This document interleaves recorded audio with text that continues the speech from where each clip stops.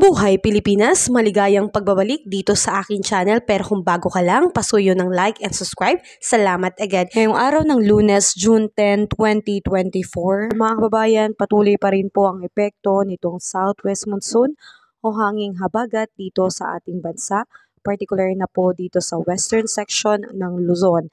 Kaya asahan po natin na dito po sa Metro Manila, Batanes, Babuyan Island, Zambales, Bataan, Ilocos Region, Calabarzon at kasama ang the rest of Mimaropa po, patuloy pong makararanas ngayong araw ng partly cloudy to cloudy sky with isolated rain shower or thunderstorm.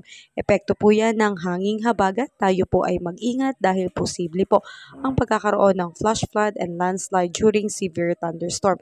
Asahan po ang pagkakaroon nitong mga ulan na to lalo na sa bandang hapon at sa gabi, pero sa katanghalian ay maalinsahang panahon pa rin ang ating mararanasan. Samantalang asahan naman po natin dito po sa bahagi ng Palawan, patuloy na makakaranas ng maulap na kalangitan na merong kalat-kalat na pag-ulan na may kasamang kulog at kidlat.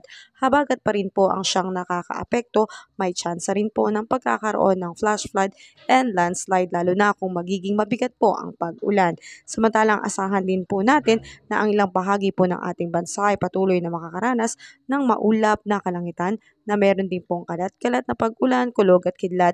Yan naman po ay epekto po ng localized thunderstorm lalo na sa bahagi po ng Mindanao. So may tsansa pa rin po ang pagkakaroon ng flash flood and landslide. Sa ngayon mga kabayan, tanging habagat pa rin po ang nakakaapekto at nagdadala ng maulang panahon sa ating bansa. At wala pa rin po tayong bagyong namamataan sa loob at labas ng Philippine Area of Responsibility.